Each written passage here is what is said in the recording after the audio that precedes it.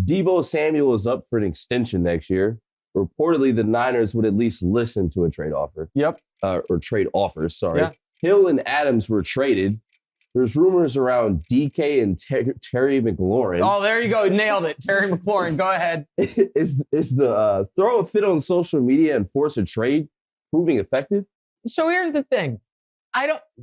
So Davante and Tyreek didn't throw any fits. They just asked for a bunch of money, more money than their teams were willing to pay, and both those teams got excellent trade packages for them. Now, obviously, you did have guys. Odell threw a fit, or via his father threw a fit on social media, and he got moved.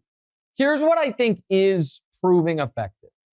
I think there once was a time where you could be a great player in the NFL, be disgruntled because you were underpaid, and teams were not afraid of that at all.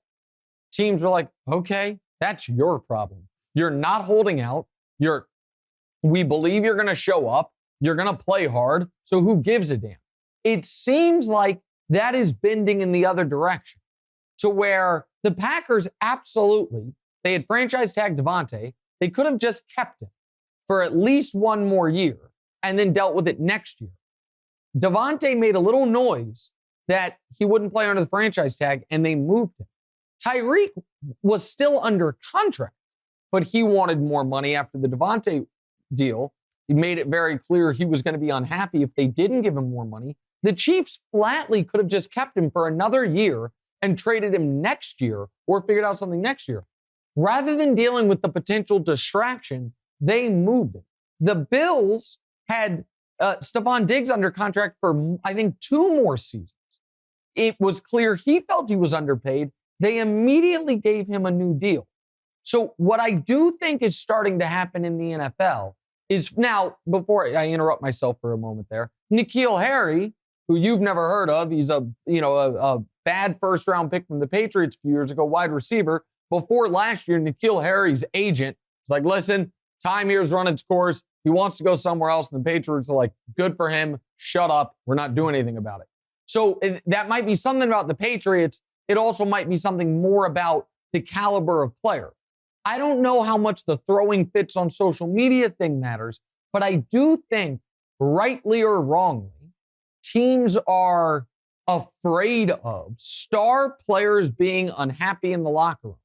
And because of that, they would rather trade that player than deal with potential upheaval during the year. We always knew quarterbacks had that type of juice. It's very interesting to see other star players have that type of juice. It's how Jalen Ramsey got out of Jacksonville. It's how Jamal Adams got out of New York with the Jets.